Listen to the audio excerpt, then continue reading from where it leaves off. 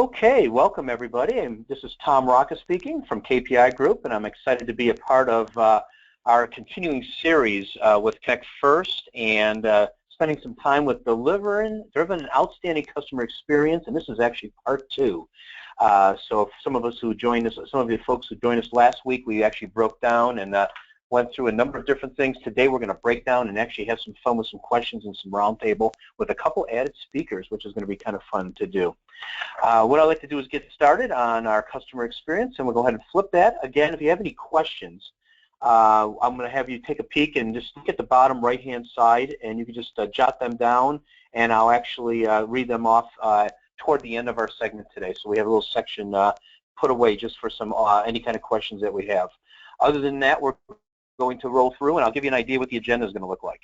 But right now, I want to thank a couple folks and our presenters. We have our friends from CH Consulting Group, and you're going to meet Christa Heibel in a second, and also our friends from Connect First, and John Franco is on the line. We also have 2 other lovely companies joining us today. One is Language Select and the Office Gurus, which are excited to be a part of this as well. What I'd like to do first is go through some quick introductions. No one introduces themselves better than the folks that are here today, so I'm going to go ahead and, number 1, say hi to Christa Heibel. And Christa, if you could quickly talk a little bit about what you do and your company and some of the things you're focused on. Yes, thank you, Tom. I'm excited to be here again for part 2 of this. At the risk of boring you, those of you that maybe already heard this in part 1, I am the principal owner and one of the main consultants at CH Consulting Group. We specialize in working with BPO outsourced contact centers and internal operations and teams around business development, contact center operations, strategy, project and P&L performance improvements, efficiency, and automation. We're excited to be a part of this 2-part event with Connect First and Tom because we are obviously in the trenches in dealing with customer experience today and what that really tactically means on the ground to the operations that are being required to deliver outstanding customer experience and to the executive teams that are looking for assistance on developing the right strategy. So thank you for having us, and we're looking forward to this conversation today. Thank you, Christa. I appreciate it. And then Mr. John Franco from Connect First, please introduce yourself. Tom, thanks so much. I'm excited to be here with you again and Christa. We had a lot of fun last week, and I think today is going to be even more exciting because we're going to get 2 of our customers talking about their experiences in general and talking about how they've been using a lot of these customer experience ideas to really drive more revenue and better service for their clients. As far as my role, I am actually one of the regional VPs of sales at Connect First, and at Connect First we work with companies in the hosted contact center space, providing all types of technologies and automation to help from the inbound side, outbound side, some of the blended capabilities, but really we're focused on helping or partnering with our clients to really drive that ultimate customer experience that everybody's looking for. So we're excited about today. We're excited about the topics, and can't wait to get started. Thank you. Thank you, John. Appreciate it. Mr. Eugene Du, please talk a little bit about Language Select and just some of the things you've been doing over at your company. Hi, my name is Eugene. I am a managing director of Language Select, dealing mostly with business systems and technology. Language Select is a over-the-phone interpreting service where we mostly do, most of our clients are business to business in the verticals of medical, insurance, government. We basically bridge the gap for their customers who do not speak English and need an interpreter to speak to our customers' agents. We've been working with Connect First for the last couple years to help us with telecom and IVR in order to mitigate disaster recovery issues. And we basically, for this panel, I'm mostly talking about technology and how technology helps the customer experience. So yeah, I'm very excited to be part of this panel and talking about these range of topics. Look forward to explaining our industry a little bit more as well. Thank you, Eugene. I appreciate that. And Ms. Jamie Walter, please talk a little bit about Office Gurus and what you have happening in the call center solutions world. Sure. Thank you, Tom. So my name is Jamie Walter. I'm the Director of Client Solutions for the Office Gurus. The Office Gurus has been around officially or formally since 2009. We have roots that go back to 2005. We were born really as supporting our parent company, Superior Uniform Group. We were kind of an experiment to outsource customer service departments to a nearshore entity. And so in 2009, after doing that for 4 years successfully, we decided, well, we can do it for others. So since then, the Office Gurus has been providing call center solutions for a wide variety of clients throughout different verticals from 3 offices. We have one in Seminole, Florida, one in San Ignacio, Belize, and then also in El Salvador. And so I'm really excited to be a part of the panel as well. We constantly are looking for ways to improve the customer experience and hope some of the information that I get to share with you all is beneficial. Very good. Thank you so much. And Jamie, we'll actually come back to all our speakers in a second. Real quickly, I'd like to introduce and talk a little bit about our agenda because that'll give you a good feel for what some of the topics we're going to be talking about today.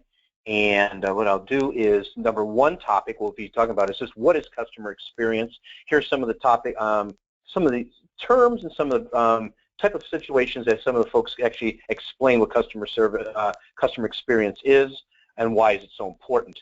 We're going to talk a little bit about customer strategy and experience and strategy, people, process, technology, which I know that Eugene will be excited about when we get to that technology piece, and same with Mr. Franco. Customer experience KPIs, which was a big topic last week. We really broke down some of the things that our operation folks actually touch base on. We're going to talk about that. And then one of the continuing topics that we wanted to keep on here was in-house versus outsourcing. And we have some good opinions and some thoughts about that as well. And then we're going to talk about some key takeaways and some Q&A to kind of close up shop here. So if we could, let's go ahead and get started. And what we're going to do is the first topic, I'm going to kind of leave this slide up, and we're just going to go into I'm going to time this a little bit with the team so the speakers will know where as we go. But right now we're going to focus right now on what is customer experience and why customer experience is so important. So why don't we go ahead and kick that off, and who would like to take that one right out of the gate? This is Christa. I won't be shy. Yes, I figured I'm going to say revenue. I'm going to start right out with money and revenue.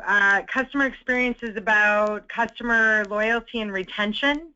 And as we shared in part 1 of this series, it has to do with consumers choosing amongst all of their options today on how they can communicate and do business and the product and service opportunities that exist. Today it's about keeping clients. It's about revenue. And please, anybody join right in because I keep an eye on the clock, please. I'll add on to that, the revenue.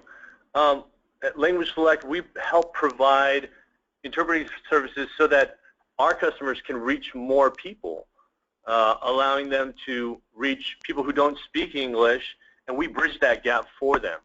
And we try, and Language Select, we make it seamless so that the interpreter is acting as if they work for the company. So what this means for them is that they have a larger pool of people to sell their services or sell their products to. So in general, customer service experience is allowing their customers to believe that they are just as welcome in, let's say, Geico or the Auto Club to gain insurance from those customers as well. This is Jamie. Yeah, I think that the customer experience, is just the accumulation of all the touch points that you have with your customers, whether it be phone, chat, email, whatever it might be. It's accumulation of everything that goes on into the experience that your customers have. And why it's so important is obviously, revenue is definitely a huge piece, but that revenue is really the byproduct of everything that's so important when it comes to customer experience, which is the reputation that your customer has, or that your customer has, that your company has, the retention of your customers, of your agents, of everyone.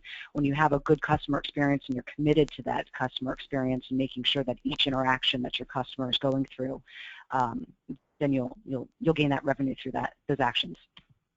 Very good. And then, John, why don't you kind of tie that up and then move us into some of the initiatives and trends you're seeing? Yeah, no, it's fantastic, and I think everything that was covered prior is exactly right. To us, it's about trying to figure out what are all the touch points with customer experience, everything from the information that's sent out to the client, the calls that the client makes into the center, or the fact that they may come in through a chat session or an email session or some type of texting. We just want to make sure that we work alongside with our clients to automate and integrate all of those pieces together so that we're trying to minimize how much time the clients are actually taking to be introduced to an agent. And to us, the experience is every touch point that the customer has with the company all the way through the process, and it's really about maximizing that experience. Very good. In fact, that might lead us into some good of trends. What other trends does any of us see out there from our team?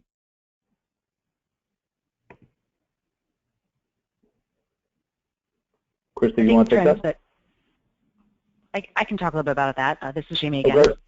Some of the trends that we're seeing with customer experiences, certainly having IVRs that are definitely intuitive and interactive and definitely route the right way, getting to the right queue and working correctly.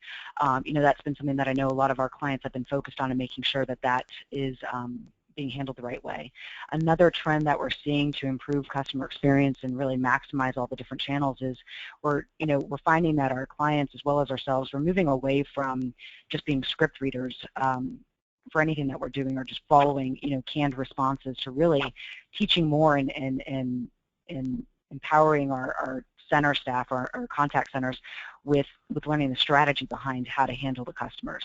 What's the end game? Have a strategy in mind with every interaction, so that way it becomes that great interaction that the customers are looking for within each touch point. And then another trend that we're seeing is just a lot more with real time. We want it now, and that's just the nature of our of life right now. Is everyone wants it now. So if an inquiry is made, follow-up's done immediately. So we're finding that real-time interactions as quickly as possible, speed to lead, has been something that's been a major trend to improve the customer experience as well as revenue in the end, in the long run as well. Absolutely. Thank you for bringing that up, Jamie, too. And Christa, that might be a good lean over towards you since you mentioned revenue out of the gate. Yeah, well, I agree with everything Jamie said, and a lot of her points really go back to some of the areas that we had advised in the first part of this series to kind of go in and audit. Like, how are you addressing, KPI management, performance management? How are you providing faster service? I would add to trends, I guess, and initiatives, omni-channel. Everyone is looking today to try and figure out how to continue to provide excellent service through traditional voice channel, but also how are we integrating chat, how are we handling email and our response times to that. So looking at all of those traditional kind of SLAs now across multiple channels. I also would add voice of the customer. That feedback loop on our overall strategy is critical to just put a customer experience strategy in place and not have ways to come back and quantify the success of that and really get customer feedback from their experience to bring back and evaluate process and people and technology is an error. And so making sure that we have that voice of the customer component and that feedback loop component are also some big initiatives that we're working on with customers and seeing. Very good, thank you. And Eugene, anything from you from the technology side that you see on trending? What's trending on your side?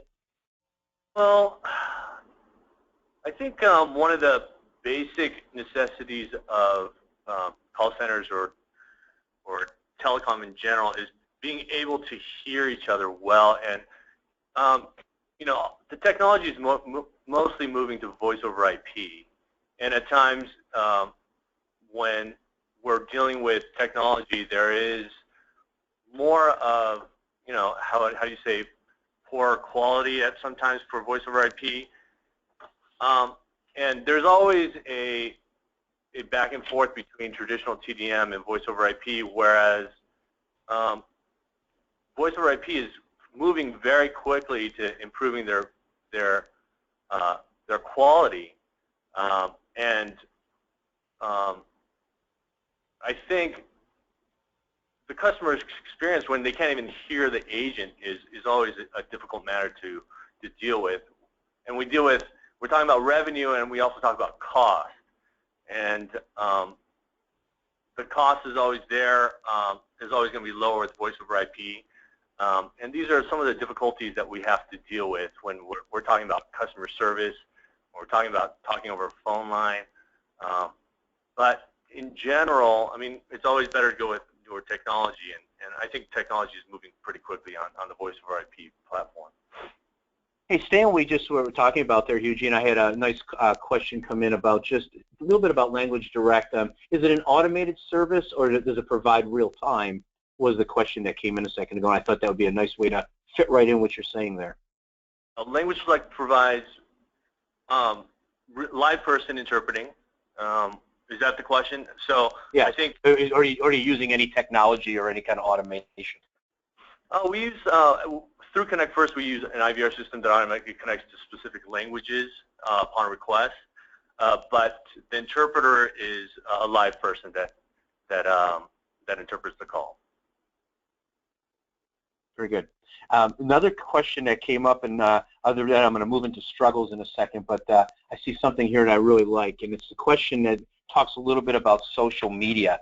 Would someone like to take that topic when it comes to customer experience and how that's trending? Christa, I think that's probably a good question for you.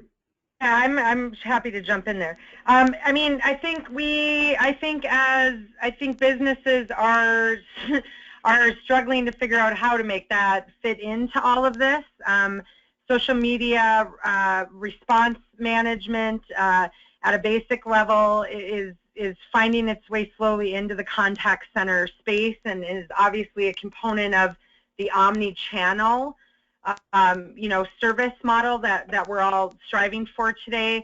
I think that its adaption is slow. There's not a lot of operations that really have this effectively and fully deployed.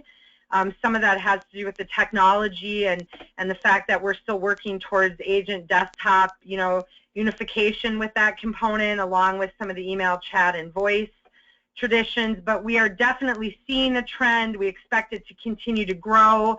That at the end of the day, part of customer experience is absolutely based on the consumer's ability to communicate with us through a number of social media platforms. Research is showing that the consumer's expectations on response times and service through things like Twitter, LinkedIn, and Facebook are continuing to grow.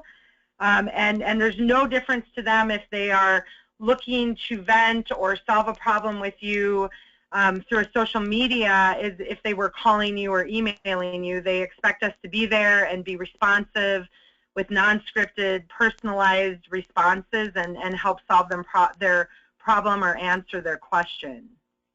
Very good. In fact, what I'll do then to kind of summarize this, everybody's done a great job on what customer experience actually is. John, why don't you go ahead and summarize this category, and then we'll move into people, process, technology. Yeah, I think that from a summary perspective, it's interesting. Last week we talked about 7 impact zones, and we've covered most of them today. And I think that I would agree with everything that everybody said, especially what Christa just talked about just now. The majority of the customers that we work with are, the biggest trend for them is really visibility into the call center process. So, and I think that the questions that popped up is really about that. Omni-channel, social media, we talked about scripted responses that customers don't really like that. And it's really about the insight, or the customers that we're talking to are looking for the insight that comes from the analysis.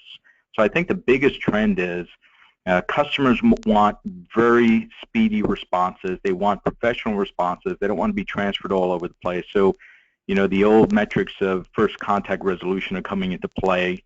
And then at the end of the day, the companies themselves are trying to find as much insight about the process as possible so that they can constantly improve that customer experience.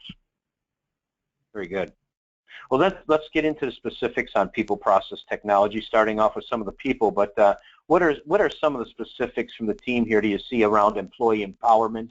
We've actually had a question a little bit about account management, or a key account manager who's kind of shaping the customer experience. And who would like to take this one and kind of move on a little bit? So I can kind of kick that off. This is Jamie again. You know, hello. For the office gurus, you know, we've got really two customer experiences. I've got my clients that certainly I have to provide a good customer experience for them, but then also, you know, clearly what we're doing for them within our contact centers. So I'll talk more about the people there when it relates to the contact centers and how we're empowering the agents and the staff to really help drive the end result, which would be improving the customer experience. And really how we're doing that is, recently the trends that we've been implementing have been, you know, conducting more focus group sessions with our agents, with the actual clients, you know, letting our clients hear direct feedback from our agents and really being as transparent as possible with what's going on with the interactions, what are the customers sharing, you know, instead of making it so much more just about my team, which would be the client solutions team managing the accounts for my clients. You know, I'm bringing in my agents to really give them that feedback direct from their customers. And I think our customers have really appreciated hearing that feedback directly from the agents, and it just makes it much more powerful when you hear it direct from the agents and being able to apply that feedback into what they're doing to help improve their customer experience and then brainstorm from there. You know, other things that we're doing with our agents to empower them is you know, conducting more residual trainings, having employee satisfaction surveys, also providing a intranet site where they can actually submit suggestions for how to improve the interactions that we're having with the customers on any particular account. So those are just some of the things that we're doing to empower the agents, get them more involved, and really help them feel like they're owning that customer experience as much as the client is. Very good. Christa, you want to hop right in on that one too? Because I know you hit some good topics last week on people. Yeah, I don't know that I have a ton more to add to that. I mean, I think that, you know, we are just sensitive that this is a challenge for those of us that maybe come from a more traditional contact center background, where we have, you know, in some scenarios even had verbatim type scripting.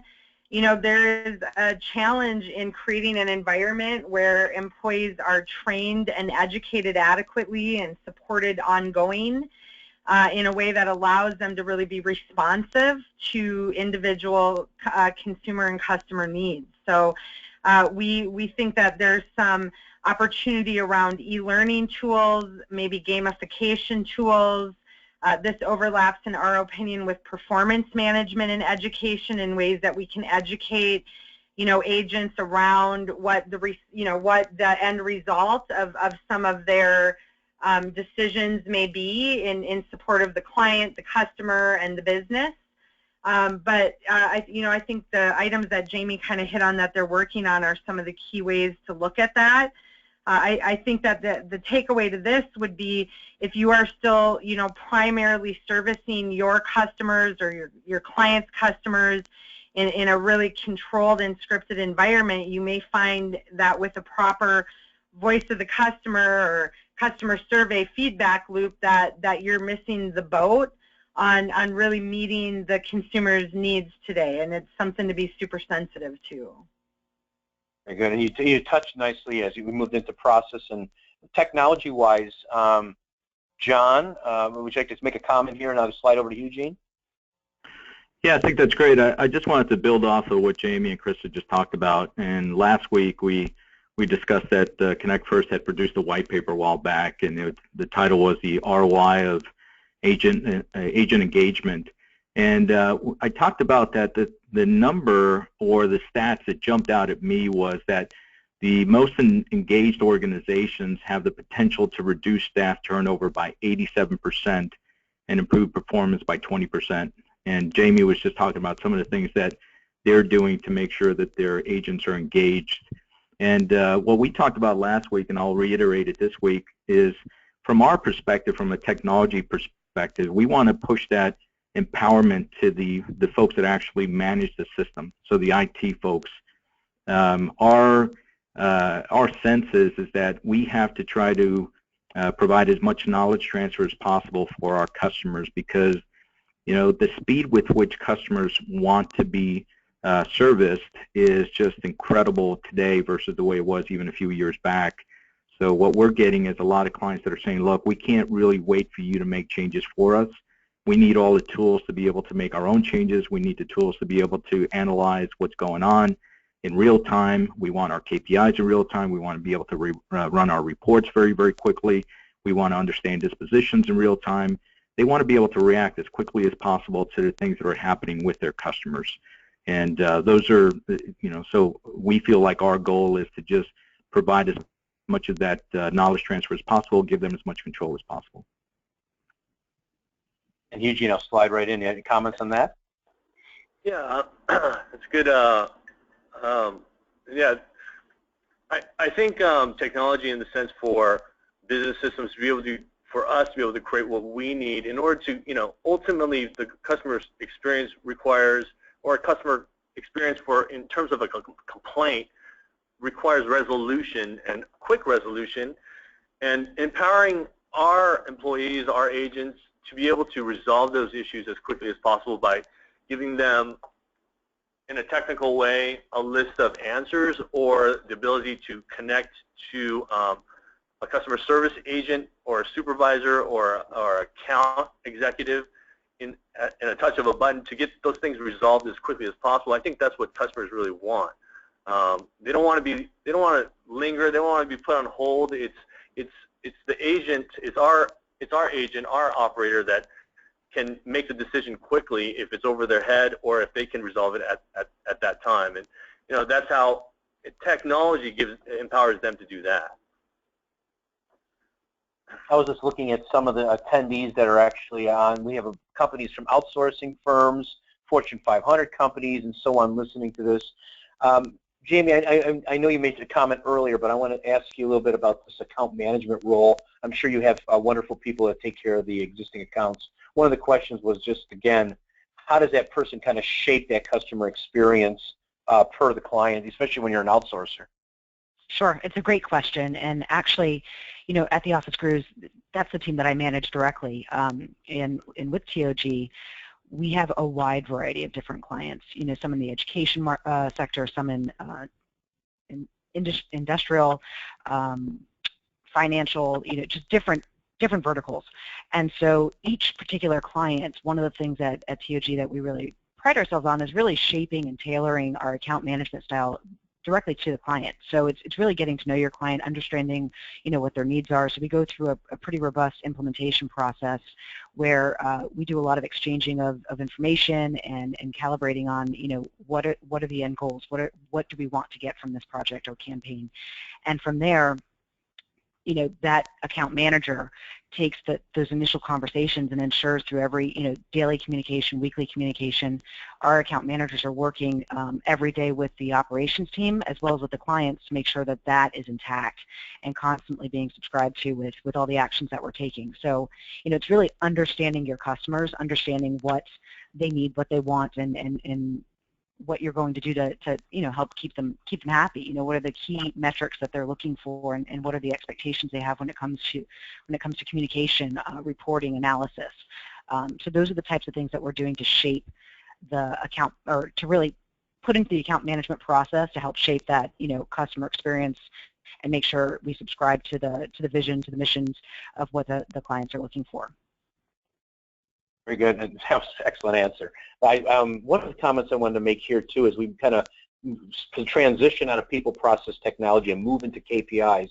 John, just if you want to summarize very quickly, anything around technology when it comes to, you hear a lot about people talking about cloud premise and different things. Anything, comments you want to make there? and then we'll get into specifics of KPIs. Yeah, no, absolutely, and I appreciate that. And I think that, we talked a little bit last week about know what questions to ask. And the reason that we brought that up last week is, we feel that in order to really provide a phenomenal solution to clients, there's really 4 tenets that you have to invest in. One of those is customer service. The other is to make sure that the system is reliable and scalable.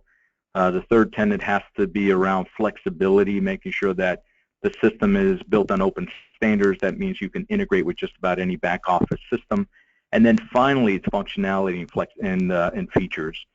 And what we run across over and over, because a lot of our clients have come off of other systems, is that the folks that were making the decision based on just pure functionality and kind of whiz-bang stuff. And earlier somebody had asked a question about social media, and all we wanted to say was, before you start buying all the features and functionality, especially in a hosted world, make sure that the underlying, the framework, or just the foundation is strong. And what we mean by that is, there's a lot of assumptions that people make that just by going to hosted, all of a sudden you're going to have fully redundant systems, you're going to have geographical redundancy, you're going to have failover, load balancing, you're going to be able to take advantage of the best and the brightest technologies that are out there, and that's not always the case. In many cases, you have great vendors that do provide that, but just ask questions and don't assume anything, and that's what we tried to cover last week. And that would just be my summarization around technology. Don't assume, ask. And last week we gave a series of questions that you should definitely take a look at. Very good. Well, let's go ahead and then slide into the specifics now, John. We've kind of set this up, people, process, technology, right into KPIs. When John, myself, and Christa had this topic last week, a lot of questions were coming in. A lot of folks were asking how to manage KPIs. Eugene, maybe you can make a comment here about what are some of the KPIs you actually use on a daily basis to measure customer experience. So the experience for us is when one of our customers calls us and needs an interpreter, and the ability to answer the call as soon as possible, the speed of answer, and another one that we talked about is the interpreter connection time, how quickly we can bring an interpreter on the line for them, because we have to always remember that a customer that's calling into our customer, which is a non-English speaking person, has the difficulties of navigating the IVR that's most likely in English, sometimes it's in Spanish, explaining to the customer that they need, let's say they're a Mandarin, non-English speaking person that speaks Mandarin, telling them that they need to speak Mandarin, and that agent calling us to get a Mandarin interpreter, and it takes a while. And for us to bring back an interpreter as soon as possible, that's a key performance number for us. Also, we deal with customers that are in the health industry, that are 911 services, that are in hospitals. So we need to have 100% availability. We're open 365 days, 24 hours, 7 days a week. So we can't let our systems go down. And that's part of what John was talking about, being in the cloud, being partnered with Connect First to have disaster recovery events, so that we're always on the line for our customers. We're available for those people that need us. Very good. Thank you, Eugene, for doing that. In fact, what I'll do next, Christa, if you can give a little bit, because I know you see a lot of, before I'm going to move to Jamie on this question to get specific about what's happening at her contact center. Talk a little bit about what you're seeing generically out there, because you visit a bunch and look at different things on the KPI front as well. Yeah, and I mean, Tom, this is a topic that gets Christa a little worked up, because I find overwhelmingly that, and we talked about this a little last week, that despite the fact that we are a very technology-driven space, I still see that we are not always managing and using data and reporting and KPIs the way we can. Research shows that there's a positive impact, statistically relevant evidence, that shows that advanced contact center technology that gives us good, adequate KPIs and data, both real-time and historical analysis, really help to improve call center performance at all levels: customer satisfaction, lower cost per call, increased first contact resolution, increased efficiency and agent satisfaction, reduced queue times. You know, it's never ending, and we did cover some of those ways in which, you know, we can see that business improvement. But I think, you know, there is a key set of KPIs that if you're an inbound contact center, you're always looking at. What is our queue time, our SLAs, our service level agreements, our average handle time, which starts to tell us the efficiency of not only a call type or an inbound line, but by agent, where there's opportunity to improve. We're very big proponents of also looking at this data and creating ways in which to analyze the data at the right point. So an agent should have access to some of their own statistics in real time. We know that that improves their performance and their morale. Obviously, frontline supervisors and managers need to see agent level data, but also more consolidated views. And really all the way up to a CEO, there's particular dashboard tools and KPIs that, you know, they should be looking at to keep a high level kind of feel for the health of their contact center and customer experience. So we find there's a lot of opportunity here.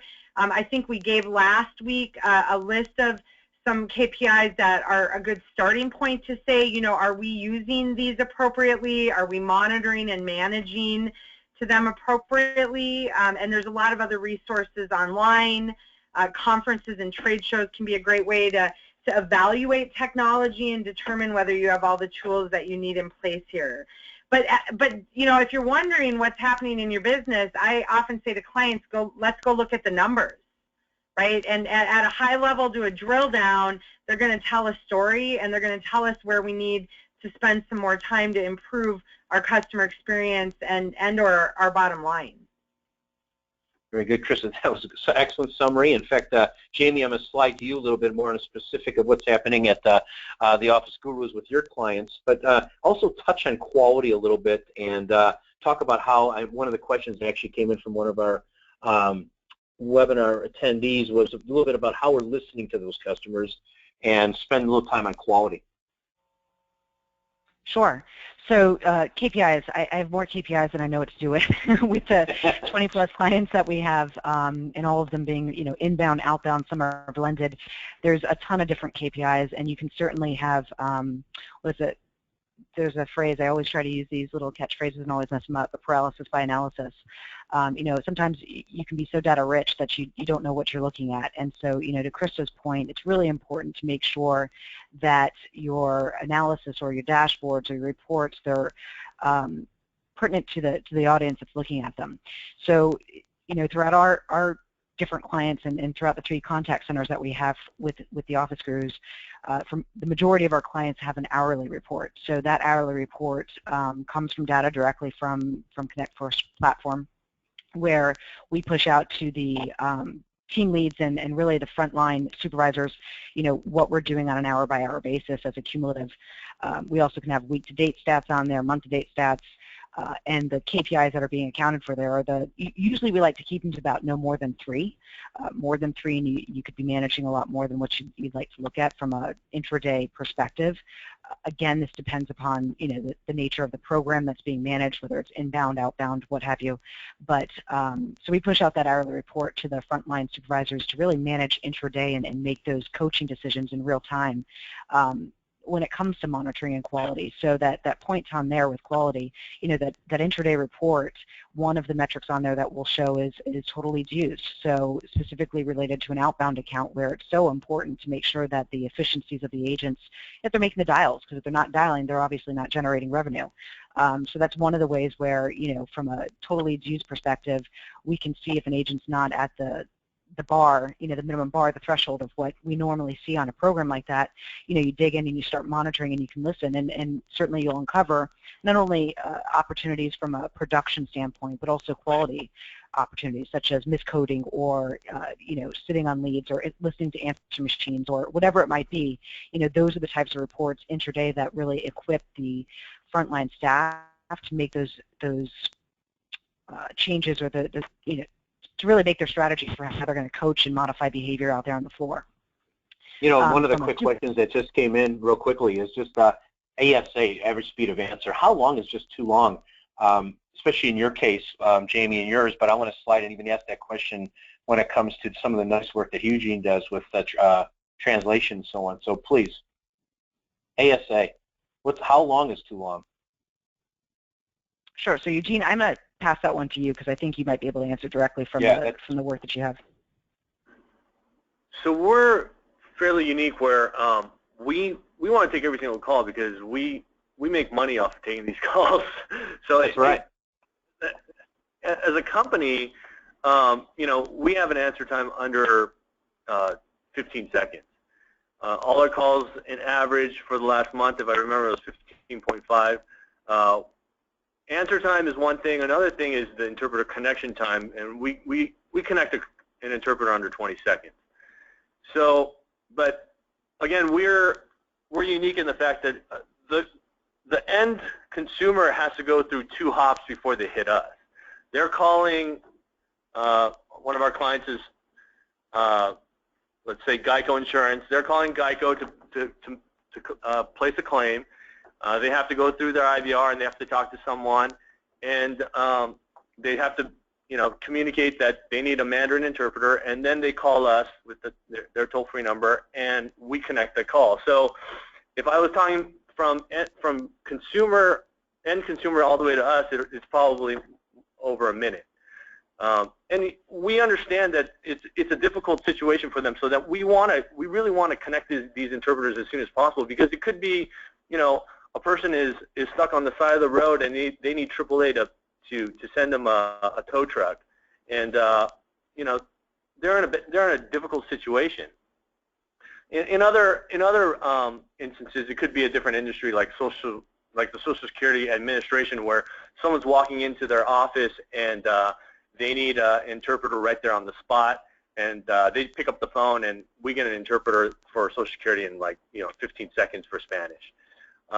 So answer time to connectivity, we try to keep everything under 45 seconds. Okay, that's specific. Before I leave this category on KPIs, Christa, I'm sure you want to make a couple comments, and I'm going to slide to you, John, next. When we talked a little bit about historical and real time, everybody's done a great job on this one. I mean, I've been taking so many notes, and we also have some good questions I'm going to save a little bit for our Q&A piece. But Christa, any final thoughts about KPIs? You've hit some good ones, and team has done great. And then John, I'm going to slide to you next. I mean, I think we've kind of hit on it. I mean, I think what you hear from this whole group is that these matter, right? These are indicators of our business health in all different areas. KPIs may include agent performance and opportunities for staff training and development and coaching. They might include KPIs or numbers that are an indicator of our business health and profitability and or efficiency. And then, there's the KPIs associated with client satisfaction, and that might be from the traditional SLAs or service levels like speed of answer and how many calls we actually answer, to maybe some more less traditional KPIs around customer satisfaction, survey responses, and experience feedback. So I think if you're wondering if you're looking at all the right data, there's always opportunity to bring somebody in to assist you with that, or even within your team internally to take a look at what is all the data that's available to us and what are we really using on a daily, weekly, monthly basis, and are we looking at everything we should be? Because oftentimes I think what happens is we all get a bunch of email reports maybe in our inbox or automated reporting every day, but we generally only go to it when we're digging into a problem or a customer complaint. And as a longtime operational person, I would say that healthy KPI management heads off problems long before the customer or the client has to be involved. Very good. John, you want to go ahead and close this up, and I'll slide into a new topic. Yeah, I'll be happy to. I love Jamie saying, tie a bow around it, I should say. Absolutely. Yeah. No, I just want to get back to Jamie saying, I mean, you know, paralysis by analysis, and I think that is such a great phrase. I mean, when we talk about KPIs with clients, we really want to try to tie KPIs to process improvement goals. So what I mean by that is, you know, there are a bevy of KPIs that are out there. You can probably find every KPI if you just Google. You definitely will never run out of KPIs to actually measure and monitor. What we try to do with clients is we talk to them about segmenting their KPIs. So if you look at it from a process improvement perspective, think of it this way. You know, what needs to be addressed now? And Jamie talked about some of those things for the line managers. So for us, those are real-time KPIs. Those should be the most important, and they should be delivered to, you know, the supervisors and managers within seconds. The second process improvement would be what can wait a bit, right? So those are, to us, near real-time KPIs. And, you know, for us, it's probably within 15 minutes of the event ending. Those are the ones that you want to push out later. And then the historical KPIs that need to go to management so that they can slice and dice in all different ways. That could be end of shift KPIs, or it could be just one day a week, or at the end of every day. So, you know, otherwise, if you don't start segmenting those KPIs, what's going to happen is you're going to get flooded with so much information and data that you're going to get back to Jamie saying it becomes paralysis by analysis. Very good. Well, now I'll tell you what, let's go ahead and leave KPIs because we've done such a great job of tying that up. I have some questions I'm going to gear up in a second, but before we do that, let's go to our last topic, which is in-house versus outsourcing. And what I'd like to do a little bit is how do you measure success or failure on an outsourcing project? And maybe, Jamie, I'll pop to you first, and then I'll slide over to Eugene on that one. But this is a good example of an outsourced project coming into you. And tell me a little bit about how you measure success or failure. Sure. So that's a huge question that we get, obviously, being outsourced providers. You know, is someone's looking to, you know, they're contemplating, do I keep this in-house? Do I outsource it? And, you know, it's a lot of discovery. You know, it's a lot of doing your due diligence and determining, you know, what the costs are associated with each and what you're going to get in the, you know, in the end result and what's important to you. So, you know, part of that due diligence is what we do at the start of a relationship is really talking to our customers, taking them through a cost analysis. You know, what are your loaded costs? Here's what it's going to cost to work with TOG. Here's what you're going to get from it. Conduct a site visit. You know, really understand who your partner is. You know, what we like to do is make sure that we are truly an extension of our clients. So what you'll find with the Office Gurus, our approach to things is really making sure that we do everything like our client does, and what we're here to do is really help provide any insight how it can be done better and more efficiently, and obviously gain some cost benefit from doing it. So, you know, I think measuring success or failure with an outsourced project really relies upon, you know, at the end result, does your customer satisfaction go up or down? You know, that's certainly a big indicator as to whether or not that outsourced project is beneficial for you. You know, one of the things that we started with supporting our parent company, and that was where we did improve, you know, service levels. We improved the customer satisfaction scores. And so that was proof of concept for us that, okay, this really does work.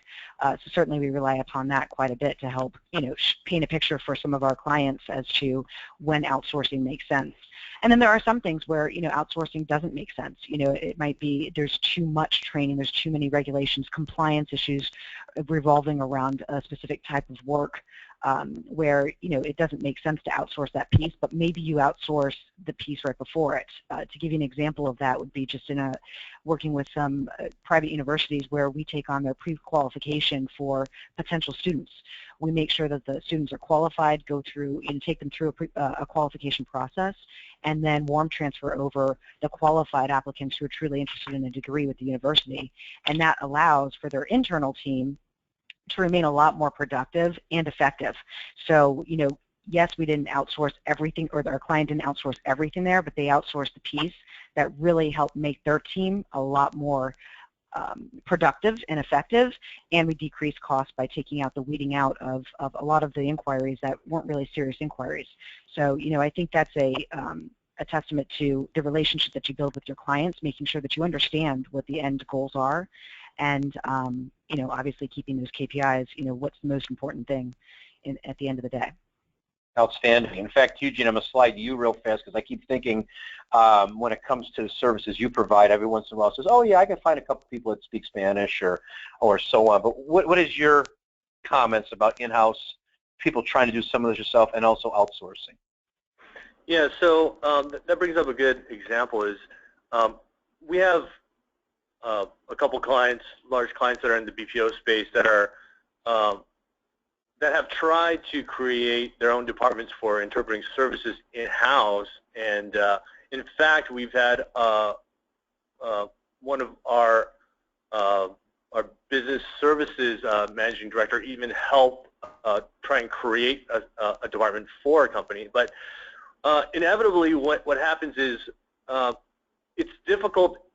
They think it's going to be more cost savings to have this interpreter services in-house because they have bilingual agents to help deal with this, but they fail to recognize that there's a lot of quality assurance that's needed for this, and the outsourcing ends up being we're the outsourcer because the BPO or the call center, their expertise is in processing calls and doing the business processes for their company.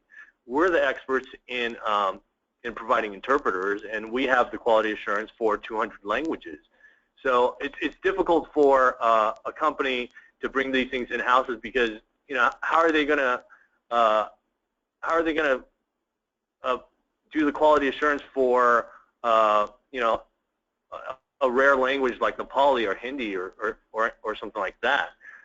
We tell these customers that we can provide the best quality at a lower cost for them.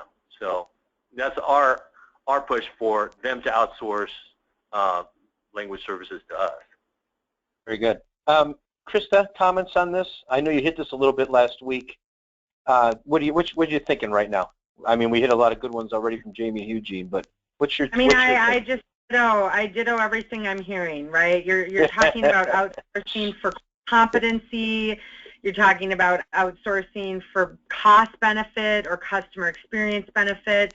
This is a very personal, I think, decision for each organization to make about, what they want to control, what they're willing to give up. I think that discussion has to involve very honest dialogue internally about what resources, including people, process, and technology, do we have in place to do this in-house. Because that might lead to what is not our core competency, what distracts us from our core business, what do we not want to invest in, and it shouldn't all be about just the cost savings, although oftentimes that is a component of outsourcing. It should also be, as both of these two have alluded to, it should also be about customer experience and what is going to improve that, because that comes back to revenue, that comes back to growth and customer retention. Very good. John, you want to tie this one up for me again, and then I'm going to roll into some questions. Yeah, it's hard for me to kind of wrap this one up. I think that it's already been done by everybody. I really don't want to add any more. What Jamie just said was phenomenal. I think she really laid it out there, and Eugene just added some really good points there, and Christa as well, so I don't want to steal from that. I think they did a great job. Well, one of the questions that, then I'll roll right into some questions. I see a couple here that I think we haven't really brought up yet, but somebody brought up the comment of Net Promoter Score. Would anybody like to make a comment about that one? And Christa, I know you've seen that one once in a while. What's your thoughts on any participants that are using actually or measuring through NPS and Net Promoter Score? I actually don't have a ton of experience with that directly. I don't know that I'm the best one to answer that. Okay. Anybody else like to touch on that one? That's more for the quality side. I hear silence, so I'm going to roll right along. I'll tell you what. I know that term, Net Promoter Score. It's a newer term. I've definitely heard of it. It's not something that we have floating around within our clients or our contact center at this point. I have heard of it. It's a newer term that indicates the growth of your organization and whatnot. So it's not something that I'm too familiar with. I'll tell you what, then I'll hold off on that one and roll to another nice common term I see here. Has anybody had any experience with customer journey mapping and enhancing the customer experience through mapping and actually mapping out in detail how to get to that good experience? Thank you, Wilson, for that question.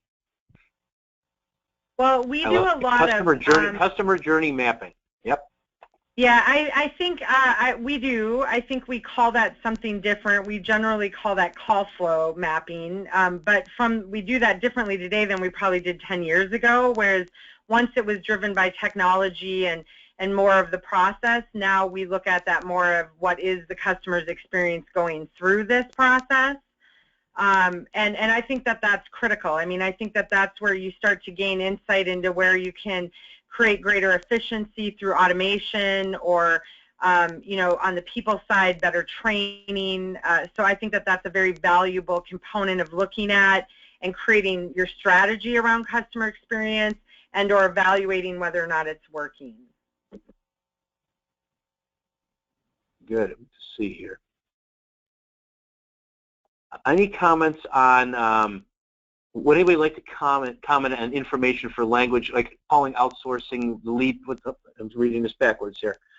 Is there anything set for the minutes to discuss on report generation? Anybody want to talk quickly about that?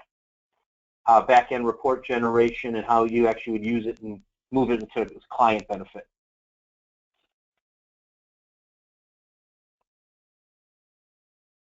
This is Gene. I can add a little bit. Sometimes I know sometimes you get the reports that you generate to give to a client, and other times the client would actually give you something that you'd have to kind of eat off that plate. This is Gene. We're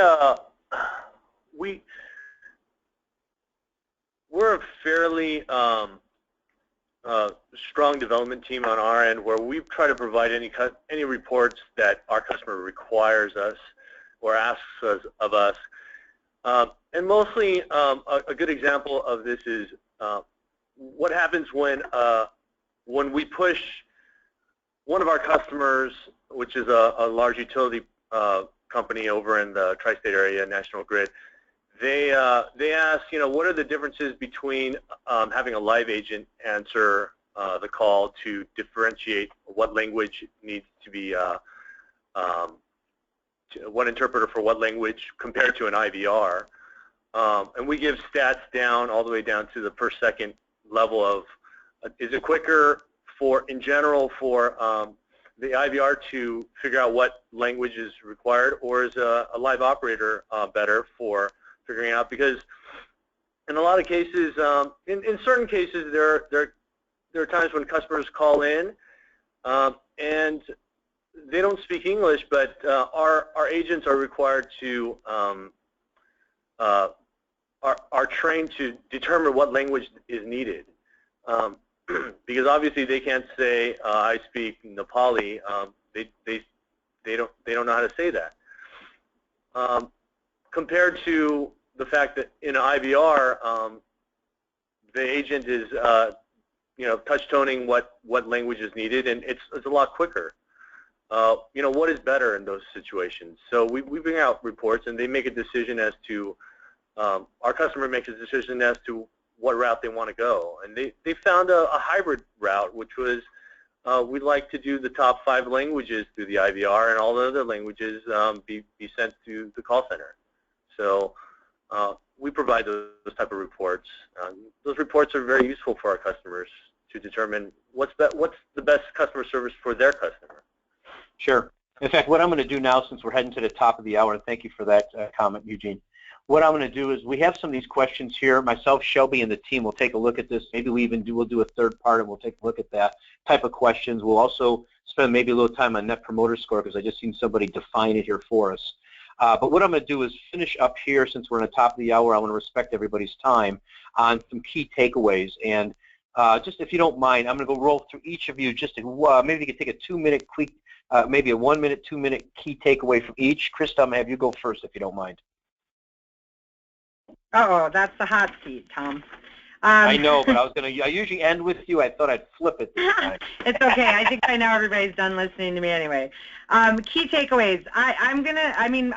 My number one key takeaway is do not assume that you are doing this well or correctly. This is a constant process of evaluating where we are at. We see all the time from a consulting perspective, and we do a lot of assessments that there's oftentimes a disconnect between the top of an organization and the bottom on what is actually happening. So if we have not ever sat and talked internally about what our customer experience strategy is, we need to be doing it. And if we've done that and we think we've deployed it and we think we've checked all the boxes and we're good to go and we haven't come back and reevaluated and reassessed and are not constantly in a state of looking at the data and the reports and the customer feedback directly in some form, and then tweaking and improving the process, the automation, the technology as we go, we're probably not where we need to be here. So my biggest takeaway is that this is a constant and an ongoing component of an organization's strategy. It needs to be treated as such, and we should not assume that we are good. Very good. Jamie? So I think the question is, what's the key takeaway to, for providing a great customer experience? And for me, it's something that, I echo all the time within my own organization is you're only as good as the conversations that your staff or your agents are having with your customers. KPIs are great. You can definitely see a lot of stuff with numbers, technology, but when it comes down to it, it's the conversations your agents are having with your customers. You will find that in there lies, your answers as to how to improve the customer experience and make sure the customer experience is one that you want being delivered. Thank you. Thank you. Eugene, quick comment? Quick comment is just on the technology side is, how quickly can we provide services? How quickly can we resolve issues? And, basically on the outsourcing side, doing what you do best. I mean, the call center should provide as great service as possible, providing whatever business processes is there, and for language select side, we provide the best service for interpreting. So ultimately, outsourcing is necessary if you can't provide it yourself in the best way possible. Very good. And John, give me the drum roll. Go ahead. I just wanted to get back to NPS for a second. That's how I'll wrap it up. Net Promoter Scores. To me, it's just, Net Promoter Scores came out a long, long time ago with, Frederick Reichhold over at Bain Capital, or Bain and Company, I should say. It's really about just trying to find very, very quick and easily what the customer was thinking. I think nowadays we talk about the voice of the customer, and that's how really I'll wrap it up. I mean, to me, NPS is just another KPI. It's a phenomenal KPI. It gives you, a real-time picture of both the quality of the service and the happiness of the customer.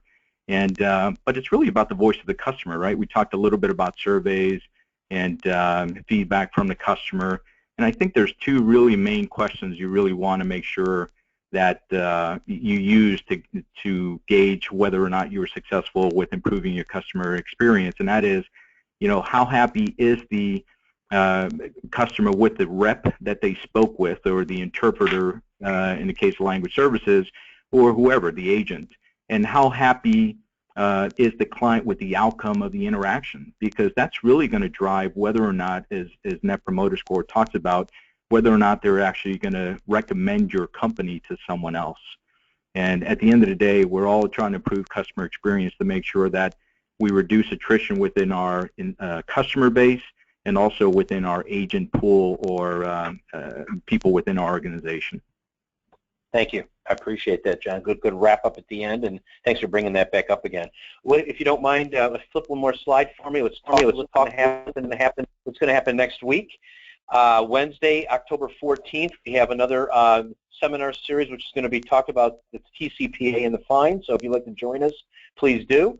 And there's a great council and a great group of discussion will be on that. And a lot of people are actually worried about how that may actually end up in a lot of people's plates. So please attend that next week. Other than that, I want to thank everybody. We're on top of the hour. We took a couple of minutes extra, but I want to thank everybody for being a part of this today and our speakers. And I want to also thank all the attendees for taking the time to be a part of this. So everybody have a wonderful day, and I hopefully will talk to you next week at our TCPA Fine Seminar. Thank you. Thank you. Thank you.